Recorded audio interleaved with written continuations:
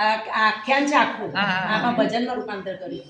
એટલે સુદામાએ કૃષ્ણને કીધું કે બધા તારી લીલા બહુ વખાણા છે, તો તું મને કંઈક લીલા બતાય.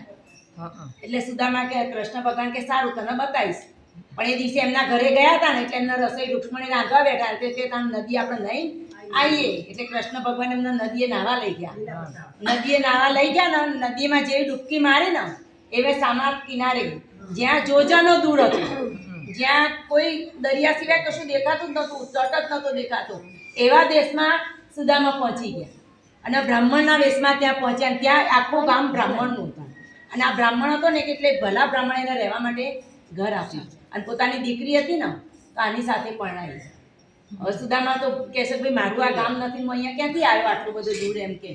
એટલે કે તમે એમ તો આ તો કે અહીંથી તો એને કીધું મારું પોરબંદર કેટલા અને કૃષ્ણની દ્વારિકા કેટલા. કે ભાઈ અમે તો દ્વારિકા નામ અને પોરબંદર નામ અમે પહેલી વાર સાંભળીએ છીએ. અમે આ નામ સાંભળી દઈએ. જોજાનો દૂર દરિયો દરિયો દરિયો જ છે, ક્યાંય અમે અમારા ગામ સિવાય કોઈ બીજા ગામ જોયા નથી. એ લોકો એવી વાત કરે છે. પછી સુદામા બિચારા લાચાર બની જાય છે અને ત્યાં રહેવું પડે છે, કારણ કે આટલે દૂર આ લોકો કહે છે તો ત્યાંથી કે 45 વર્ષ થાય કે ત્યાં જતો, બરાબર એમ કે એટલું દૂર. એટલે પછી આર્યા ભાઈ ત્યાં આગળ બેસે છે ને, એટલે ભાઈ ત્યાં એમને રહેવા માટે ઘર આપે, બધું આપે છે. બ્રાહ્મણે પોતાની દીકરીને પરણાવે છે, એને 4-5 છોકરાએ ત્યાં થઈ જાય. પછી સુદામા બધું ભૂલી ગયા. હવે જે હોય ત્યાં આપણે અહીંયા છીએ કે આપણે હવે જવું નથી. પણ એ ગામમાં એવો રિવાજ હતો તો પત્ની, એટલે એની પત્ની બીમાર પડી અને મરી ગઈ. એટલે એ ગામમાં એવો રિવાજ હતો કે પત્ની મરી જાય ને, આપણે જેમ પત્ની સતી થાય ને પતિની પાછળ, એમ પતિએ પણ પત્નીની પાછળ પડવું, એમ કે સતો થવું જોઈએ, એવો રિવાજ હતો. હવે આ પત્ની બીમાર પડી હતી એટલે મરી ગઈ. આ બધી ભગવાનની લીલા હતી, પણ સુદામાને ખબર નથી. એટલે આ પત્ની મરી ગઈ ને, એટલે પછી સુદામાને પેલા બ્રાહ્મણો બધા ભેગા થયા અને કે હવે તમારા એમની સાથે તમારે મરવું પડશે, તમારે એમને એ કરવું પડશે.